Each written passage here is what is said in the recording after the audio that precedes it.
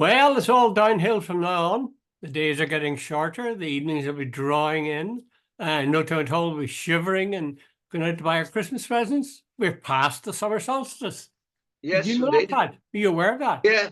Oh, I was aware of it, and Jude, if this is summer, I'm in North Donegal, and the trees outside my house are still swaying. It's sky is grey, the clouds are low, the visibility on the horizon is limited. So much for summer. Honest to God, honest to God. Well, it's probably another couple of months, but strictly speaking, like the days are getting shorter now and the nights Absolutely. are getting longer. Yeah. Anyway. Okay, let's move to matters of state. Um, did you see the Biden versus Trump debate, or did you read a report about it?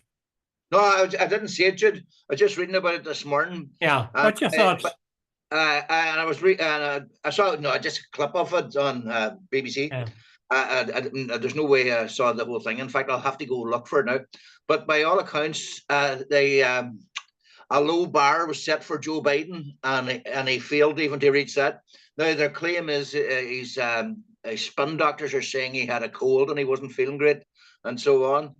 But apparently he was all over the show at the start. Now apparently he did strengthen a bit towards the end, and I saw a wee bit where he said that he landed a couple of punches towards the end. He said about Trump having the morals of an alley cat, etc., etc. But it wasn't a good performance. And Jude, know that the thing about it is, Jude, maybe I'm exaggerating or something, but I see the world changing big time. I grew up in an era, post. I was born in 1953. The Second World War had just ended, what, 8 or 9 years before that. And by the 1960s, there was people wanted freedom. They wanted liberalism. They had enough of the old rules and the old regulations. Yeah. And I think now, Jude, we seem to be heading back towards this sort of dictatorship and populism. It keeps going the way it's going, Jude. Trump is going to ramp home in September or November because he's way ahead on all 6 states, I think, the swing states, and that'll give him the electoral college. And this is a man, Jude, who doesn't believe in democracy, who, when he lost the election last time, encouraged people to attack the parliament. He doesn't believe in helping out Ukraine or NATO or any of those things. He's big and friendship with dictators. And then you look in Europe, there's a swing to the right in Germany. There's a swing to the right in Austria. France is nearly neck and neck now between Le Pen and Macron. You look at Hungary, you look at Poland, and you sort of say, Jesus, where are we going? Yeah, well, that is true. There's a wider problem all over the world. There's a move rightward. That's true. However, what we're talking about is that debate last night or early this morning. Now, the reports that I didn't see it either, the reports I've read about it, it makes me wonder, what is the point? I mean, what we're talking about is who won this debate. Like, what's that got to do with being president of the United States? All that proves is, if we go by last night's performance, that Trump is better at standing up on the stage and arguing a case. Well, he's not going to have to do that very often when he's president. So why judge people by a yardstick that doesn't apply? It's like, a kid's going to be an engineer, so you give him an exam that he has to sit in a hall, he has to fill in lines. I just think it's an inappropriate or an inadequate guide to what kind of president either Trump or Joe Biden would make. I had another idea, Pat. I don't know what you think of it. You know the way in football, and people have different views on it, but you know the way VAR works in football, the video assistant referee, where if a player has broken a rule or, has committed a foul or he's offside or whatever, that there's an instant check and then action is taken. I'd like to see some form of that. They should be able to do it, They should have, somebody says something in the course of a presidential debate like that, there should be a fact checker there who can press a button and say, lie, it's a lie, it's a lie. And there should be a flashing sign saying lie, lie. CNN had a fact checkers there last night. In fact, but not during it, Pat, not during it. No, but I'm not sure what during it, but bottom line, they had fact checkers there because I was reading about it this morning. But the bottom line was Trump said, I thought it was one of the stupidest things. The Democrats believed in abortion after the baby was born. Jude, if a baby's born, it's not an abortion, So it's so that's how stupid that was. But no, that whole thing, Jude. No, but there's Jude. The whole thing really. Right. Let's get back. You're the guy who's made the point on numerous occasions that an image is a big thing and perception is a big thing in politics. Right. The whole idea of a debate is as your point about it, what does that prove? Basically, it sets somebody up on the minds of the voter. Oh, he looked competent, etc. I did job interviews. I was an editor of a newspaper, and we used to interview people for jobs and all the rest of it. And I came to the conclusion that often a job interview was the least reliable way of finding out who was suitable for a job, because we Mary or we Seamus or we Dermot or whoever the hell come in and with their hair combed and their best suit on and all the rest. And know what it is? The most smooth artist was the one who usually got the job. And sometimes their intelligence was about as deep as a rain pool. No, there was nothing else there, but they were great at selling themselves. Sometimes, so basically the whole thing about presidential debates is setting yourself up when it comes to when people dropping their votes into the wee box. Oh, he looked good and he spoke well, and I think I'd vote for him. That's what it's all about. And it does change minds. My point of at the bar, Pat, and I'd be serious about it, is that it's not talking about how the guy looks. It's what he or she is saying. Is what they're claiming true. Now, in VAR, in the football games, they don't wait till the end and then give a whole series of decisions. That was a foul, that was a goal, that wasn't a goal. At that moment, and they're learning to do it very quickly now, they say that was a foul. Okay, we're going to go on from there. If the likes of, and Donald Trump in particular, I want to see that, if he's going to start lying like a madman, it's good that this should be pointed out immediately, or there should be a system where that would be shown in all its fullness, and let people make their judgment accordingly. As it is, he can get away with it. People leave. People don't usually wait after they've watched it a bit to find out what are the experts thinking. They've made up their mind already, as you said. The other thing is this, Pat, and I wonder if this is true. In a sense, is this not ageist?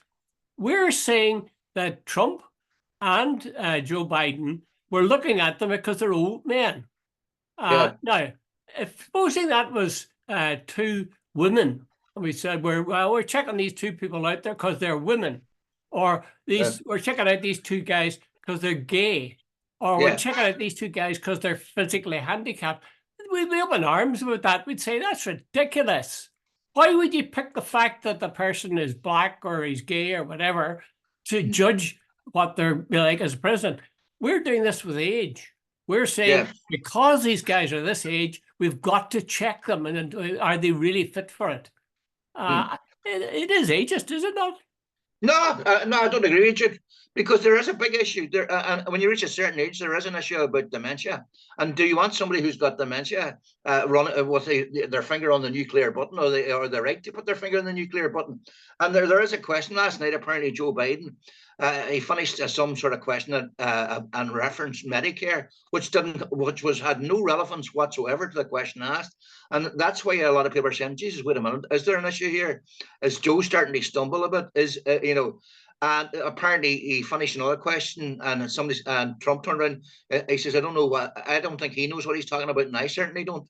Apparently, it was sort of a rambling answer to a question that he really wasn't asked. Those are questions about competency, and that's right. I'd be all in favor of that, Pat. But it's legitimate. Dementia at a certain is a byproduct of age. So people are going to say, yes, that's true. But you could have dementia very early in your life, relatively early in your life, and likewise you could be a considerable age. The question doesn't. Young Chomsky is nearly 100. The question doesn't arise about whether you're a woman or black or whatever. But when you're 80s plus, the question of dementia is a reality that we all face. Well, I mean, there are people who would say that if they're women, I remember the time when women were first newscasters, and there was people who said women shouldn't be newscasters because if they had to report on an air crash where a lot of people died, they'd probably start crying. I remember that. But you So remember too, if the first that's woman, the ludicrous, first, and I think it yeah, is they ludicrous, said well, the same thing would women could, apply on this. Why yeah. should you assume that because guys are a certain age that they're going to be suffering from dementia? No, Like, but hold on to it. It's legitimate to find out if they are. well, it should be a factor, but you don't say because of this age. I just, Mum, I just think it's ageist. I think it's focusing on, it's I would seeing hold the on, guy Jude. through a No, lens Jude, that I says disagree. age. No, I in know fact, I'm biased. I know I'm biased. I know I, I've got a Jude, dog in this fight. remember this. Ronnie Reagan, on the final stage of his presidency, was in full-blown Alzheimer's. So the president of America was not the president of America.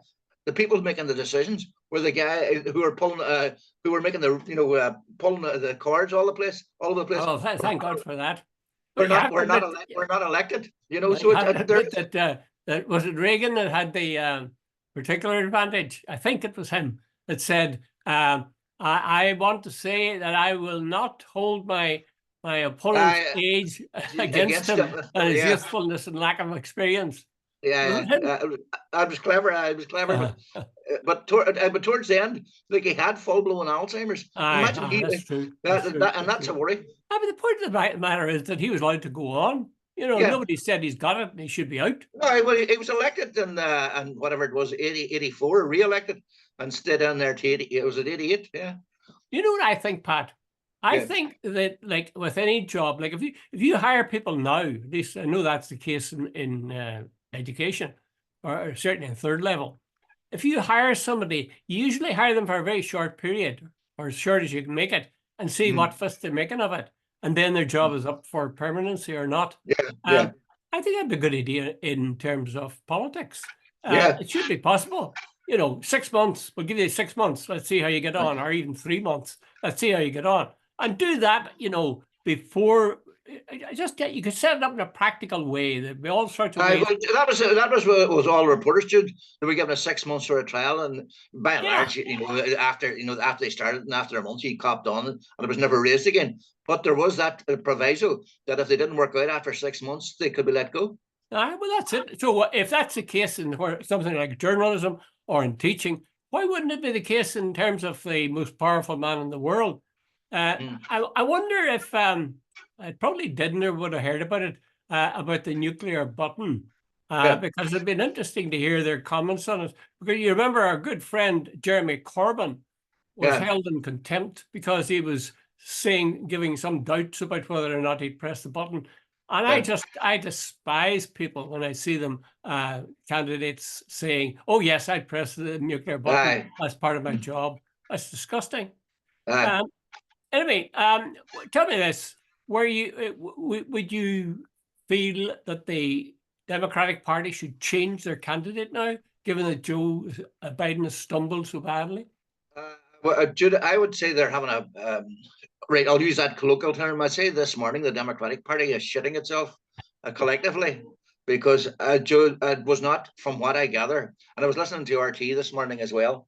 There's a couple of American guys on, and they said it was far from impressive, and there is a real concern. And they said the only problem is now they don't know. Like Kamala Harris, the vice president, her poll ratings or status is well below Biden's, and his is not very high.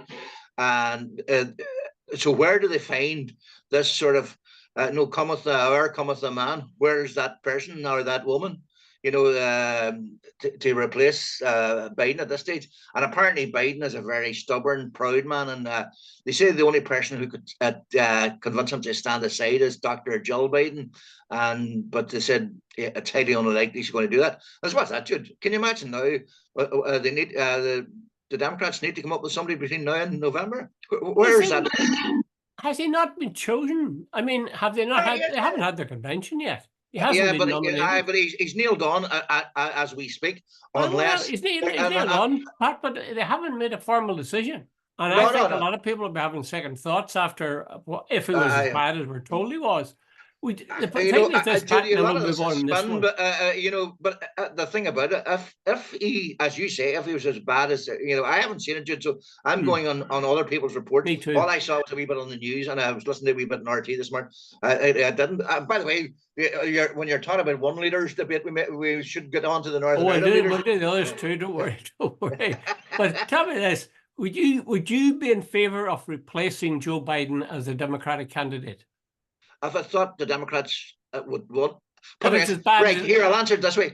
If I thought Joe Biden was a negative and was going to lead to the Democrats losing, and if replacing him would help the Democrats win, I would say yes. That's a carefully guarded answer, Pat. Yes, yes. You're saying, in other words, if he's going to be a great president, you've been in favor of keeping him. I'm saying you have to put your money where your mouth is. Right, I would say yes, replace him. Dude, I really do, because I think that Donald Trump right now, after last night, is probably going to get a big boost in the polls, and I think Joe Biden is now in serious danger of turning a lot of the voters in America off. I'm not asking the obvious question. Would you be in favor of replacing him with Robert Kennedy III, or is the second? I think it's the third. Is he the guy who's a bit of a conspiracy theorist? Oh, a bit of a conspiracy theorist. No. He's off the wall. No. Although he has the Kennedy features, but his way of speaking is awful. Monkeys, yeah. Anyway, so you're playing it safe, but you by and large are leaning a bit towards having Trump or Biden replaced. Actually be the same. If it's as bad as they say, I mean, they had all the time in the world to prepare for this. I know they said he had a cold, but I mean, if he's going to perform like that every time he gets a cold, it's not good news. I say that reluctantly too, although part of me, well, I was going to say I say it reluctantly because he's such a friend of Ireland, but I'm not that reluctant about it, given the fact that he was funneling arms and money to Israel. Okay, there was two other leaders' debates, and one of them was the leaders' debate for NEI, the North there. And there was some schmozzle made of the fact that this was supposed to be a leaders' debate, and Chris Hazard was the Sinn Féin representative, not Michelle O'Neill. And that was questioned by Tara Mills, I think. Yeah. What's your own thinking on that? Was that I think some of the unions are trying to make a big deal about the fact that Michelle doesn't do well on these sort of things, but that's rubbish. She was on with Mark Carruthers on The View the previous night, and she handled herself very, very well. And let's be honest, Mark Carruthers, I think, is probably the top up there in regard to interviews. And he lets nobody away with anything, so I don't buy for a second. I think Michelle, remember the inquiry into sort of Bobby's story and the what do you call it, the COVID inquiry. I think a lot of Sinn Féin people thought she was too apologetic, that she should have been tougher, and said, should have taken Arlene Foster approach, go watch yourself. But Michelle was very abjectly apologetic, and somebody said that's not the stance. She's, a tough Sinn Féin person, but I don't know. Jude, I thought, on The View, she was absolutely fine. She was nothing, she answered everything very well, and she was totally competent, and she was totally on top of everything. So I don't buy this. Now, Jude, why they put in Chris Hazard? Sometimes they put in Conor Murphy. I think sometimes with Sinn Féin, it's just to up the profile of their people. Yes. I think it made a lot of sense. I know they said it was a leaders' debate, but I'm not sure where the power lies there. Does the BBC have the power to say, well, you're not the leaders, so you shouldn't be in here? Or does it lie with the party who decide, no, we want to send it clearly lies with the party, Jude, because... Well, in that case, it was a good idea, because you want to have the guy who's going to be actually running, or one of the guys who's going to be running for MP, to have him there. That makes more sense than to have Michelle. By the way, Chris Hazard said he is the leader of the group, even though they don't go to Westminster. He's the leader of the Westminster group. Okay. How did you think they performed? You had who we have? Colin Eastwood, Chris Hazard, Chris Hazard, Gavin Robinson, Robbie Butler from the UUP. What do you call him? Didn't show up either. To answer your question, I thought Colin Eastwood won by a mile, and I mean a mile. He was the best. Colin always does very well on TV. He's very articulate. He's very rational, and he's calm. And I thought he won by a mile last night, and I'm surprised he said, by the way. Well, I don't think I go as far as that. I thought he made some good points, and he certainly got he got his 2 bits worth in there. Yeah. And the things he was saying were pretty impressive. But I thought, I was saying to my wife towards the end of it, he looks really tired. Yeah. And maybe that's makeup and all that stuff that they're supposed to put on before the thing. But he looked like a tired guy. The other thing was that the camera caught him reacting facially, and I think when somebody else was speaking, and I think he deliberately did this, expressing his feelings, Right. rolling his eyes or whatever. And I'm not sure that quite worked. It came Uh, across just a wee bit. no, Judy, here, no, I disagree totally again. Me and you're having an argument this morning, aren't we? Right, here's the thing. First of all, we'll have to take a wee bit of time until you get to see the light. No, I thought he nailed the 2 big parties when he said, look, wait a minute, you people can't even agree that you won't bring down Starmer again. And that got a round of applause. He says the health service is on the brink of collapse. And Jude, when it came to Gaza, Israel and Gaza, he won by a mile, in my opinion. Chris Hazard tried to say, we will go wherever we need to make the Palestinian voice heard, or something along those lines. You need to look it up. And Eastwood said, no. He says, I have been to Gaza 12 years ago, and the destruction and the life, the horribleness of the life. And he says, I wasn't going to go and sit drinking pints of Guinness and eating crackers or whatever, he said, while that's going on. And I got the impression his position was far more principled, and this bullshit that the Chris Hazard was coming out of. I think Sinn Féin have tried to go so middle of the road and all the rest of it that I'm almost sold out on certain things. Well, I can see why you'd say that, and there is to a degree a case to be made against him. On the other hand, Chris Hazard said at one point, there's no way you're going to tell me that the support of the Palestinians by Sinn Féin is inadequate. And he's dead right, because I've been at several Ardèches with Sinn Féin, and every time there was a big Palestinian delegation, way back, 10 years ago or more. So they really always have had that interest in and support of the Palestinians. But you hold on, that's true, but that wasn't the past. There was I need to look it up again. There was a Palestinian guy thrown out of a meeting in Belfast a couple of months back. There's been the nuance of Sinn Féin has changed about they could have made a big thing and said, no, we're not going to the White House because of what's going on in Palestine and genocidal Joe and all that sort of stuff. But they made a sort of calculated political decision to go because that's what they thought it was in their interest because of the elections down south and so on. Our friend, Mr. Eastwood, said he wasn't going and didn't go. What does that amount to, whether going or not? I mean, again, it must be perception rather than anything else, because clearly they weren't going to. But let's take it on a wee bit further. Earlier this week, what do you call him? Simon Harris said Irish MEPs should vote for Ursula von der Leyen because our friend Mr. McGrath, who's now our representative nomination for the next for a Euro Commission, might get a better job. And I thought to myself, wait a minute, is that so? He might get a better job. We should drop all our principles and our stance, our morals about what's going on in Gaza, so that he might get a better job, and that we should put on the green jersey. And I thought, if that's where we're at in regard to politics, that's despicable. And so he gets a better job. Bollocks to that, Joe. Yeah, it's a serious misunderstanding, because those commissioners are supposed to give their loyalty to the people of the EU during their term of office, not towards their own country or their country of origin. So, whether or not Michael McGrath gets the job or gets a good job, I mean, he's getting plenty of bloody money anyway, that's for sure. Yeah, absolutely. And it's a bit rich for Simon Harris to say, vote for Ursula von der Leyen.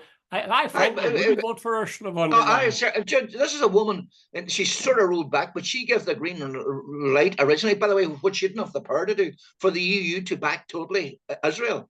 And it's unbelievable that we should, our representatives, the people of Ireland, certainly do not support Ursula von der Leyen. Yeah. What about Gavin Robinson's performance in that leaders' debate? What do you think of him?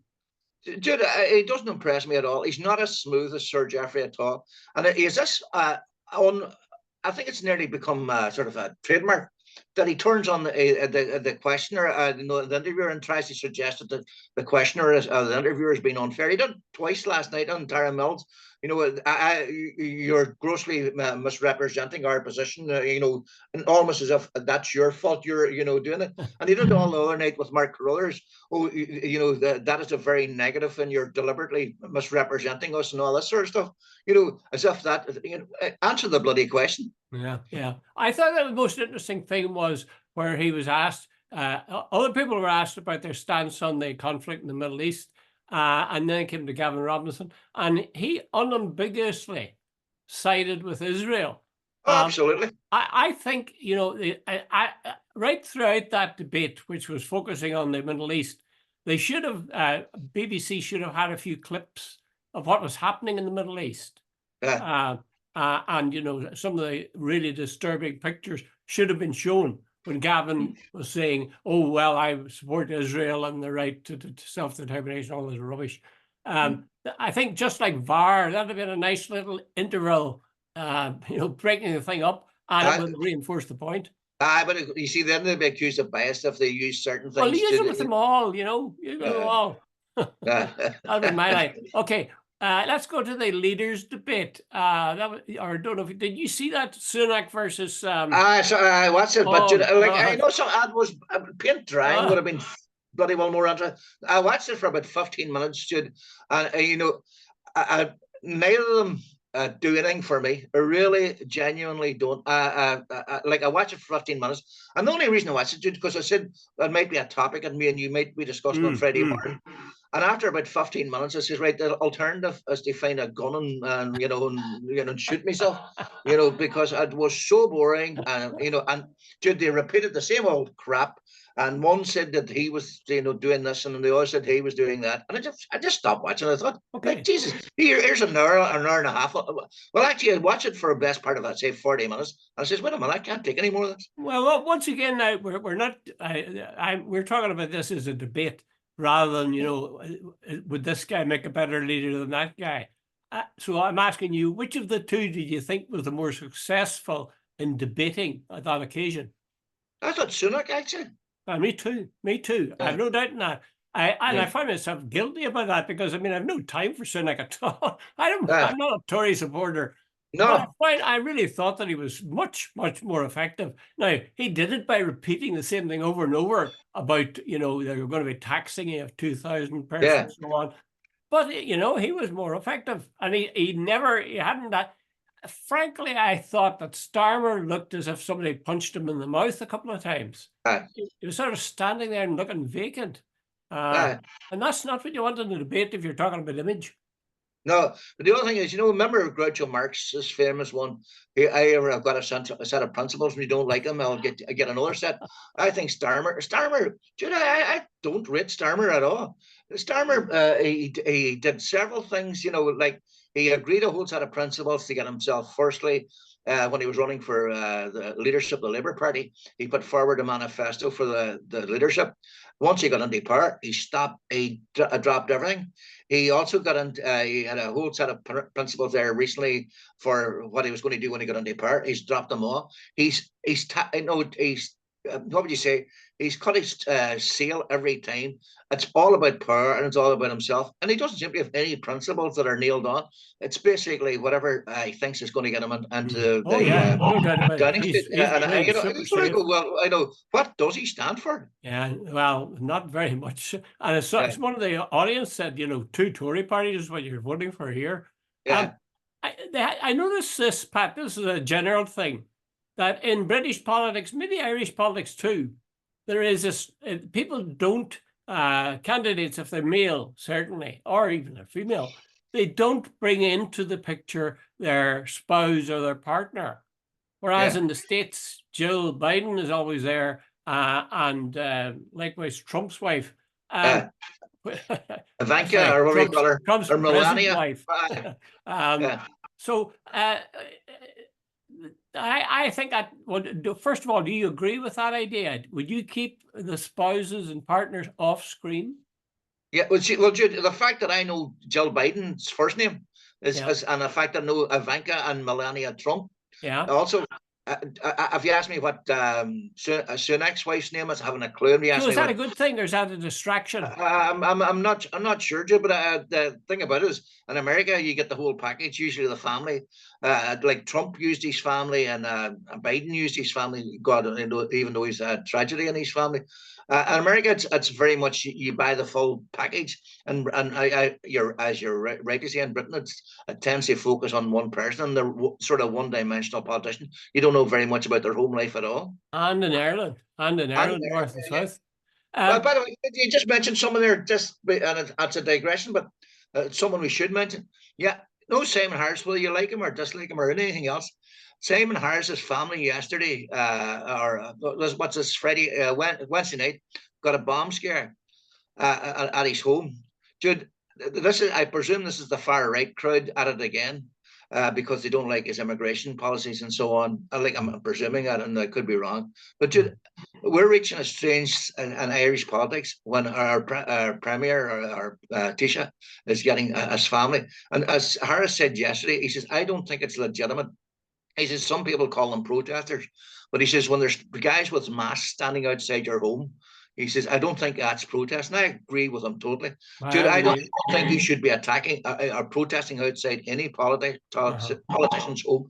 Like, if you want to oppose a politician, stand for election or protest outside the Dáil, but not outside their private houses. I agree with that. Mind you, this goes back quite a way because I remember in the early 60s, I was living in Dublin and I used to pass Garrett Fitzgerald's house at the time. And there was always two cops there. And that was at the time, peaceful time, and there wasn't questions of demonstration. So but still there are two cops there. So maybe it's just a ramping up of something that's always been there. What about the thing of, and this is something that both these people do, if we're talking about Starmer and Sunak, they both make references to their childhood and their parents. The number of times I've heard that Starmer's father was a toolmaker, I think. And that, and look at the tool he made. What are you laughing at? He was a toolmaker, an honest, horny-handed toolmaker. I mean, this is really laughable. Sunak makes out his mum had a little business. The guy is running with money. What does they say? Do you think that's a good idea? That Starmer's father owned the your origins, your parents? But there's some claim. No, I've never quite read the bottom line of it all. But Starmer says his father was a toolmaker, and somebody says what he fails to mention was that the father owned the factory. I don't know whether that's true or not, and that he's a millionaire and so on. But then there's the other side of the story too. Starmer or Sunak trying to claim, like Sunak is richer than the king. He's worth something nearly £1 billion. So like it's good for a laugh for these two guys. He said, but Jude, we're running out of time, Charlie. Simon Collins in the Irish Times this morning said that Stephen Collins, sorry. Simon Collins is a young fellow I used to work with. He's a journalist as well. Stephen Collins. I was acting. Stephen Collins says this morning about Sunak being and I sort of half agree with it. Sunak, we had Boris Johnson, who just basically sneered at anything to do with Northern Ireland and the Republic to an extent. Then we had that village idiot, Liz Truss, who blew the what do you call it? Let's get on to the point. Sunak came in, and he definitely made an effort to re-engage with the EU, re-engage with Ireland. And to a certain extent, as Stephen Collins said, he treated the Irish people with respect. And he did get the Windsor framework through. Now, he apparently insisted on dropping the word protocol because he said the connotations of that, and he's dead right. But anyway, the bottom line of it all is I think Sunak, his problems was the people who went before him, not himself. That's a very good point, Pat. I was just thinking exactly that thing. If Sunak was premier in a different setting with a different background of people and people like Boris and so on, I think people look at him quite differently. I think the fact of the matter is he isn't particularly charismatic, but he's smart and he's eloquent and he's done one or two good things, and he has brought down inflation. He said he'd do a lot of things, but geez, he's had to pick up the ruins of Brexit. That'd be the one thing actually I'd hold against him, is that he is an ardent Brexiteer, and why he would be that way, I cannot understand. But yes, I'm with you there that he is a pretty damn competent politician, and in a way, British political life will be all the sadder whenever A, he loses the election, and B, he loses leadership of the Tories, because they'll kick him out like a flash. But the thing about it, Jude, when he entered the race was already lost for the Tories. That's a fact. The other thing as well, you know that thing that he dropped sort of that bombastic anti-European stuff that Trump, Boris Johnson, and all those other ones. And he's hated by the right-wing press because of that. You know, they love this sort of jingoistic crap. We know, take back control, and the EU will need us. I have a friend out in Spain who tells me every time. He's an Englishman, by the way, and he says, another thing about it, he says, I heard for years from, he says, the Tory politicians that the EU would miss us more than we would miss them. He says, well, he says, since the Brexit, he says, I noticed a number of English people, British people who have left Spain. And he says, you know the thing about it? He says, Spanish don't miss them one iota, because the minute they leave, he says, the Belgians are buying up their properties. And he says, you know, it's doing nothing to harm Spain whatsoever. Well, I could well believe that. Yeah, I think it was in that Starmer Sunak debate that the question of the support that Starmer gave to Corbyn came up. It certainly came up at one of the debates where he said he'd make the greatest prime minister, he'd make a great British prime minister. I don't quite understand why the journalists or the interviewers don't nail him on that. He goes from, this would make a great prime minister, and the next minute he's so obnoxious, we must cleanse the whole party of him, not allow him to even stand as a candidate. I think that's shameful. I really do. Why did you're a journalist and a former journalist. Why did the journalists not go after him for that? The British media is skewed totally towards a sort of a certain narrative. He referred to Jeremy Corbyn when he was before the election as my friend Jeremy Corbyn, and you know, there's what do you call it, a little sort of snippet of that on video. You know, that was played, it was just ignored. You know, what is it? Noam Chomsky said, you're allowed to debate, but within the confines of a certain narrative. You know? And then some. Okay, we're just about out of time, Pat. Have you any thoughts to leave our huddled masses? Is the summer still rich and full of glory? I'm looking forward to getting out my power washer and cleaning up a fence that hasn't been cleaned for about 5 years. That's what I like to see. I like to see a man about the house working for a change, not sitting around drinking a sixth bottle of wine and saying, I don't want to do that long. Or a nice wee Jameson. Well, that note, Jude. Okay, Matt. Thanks very much. Talk to you again.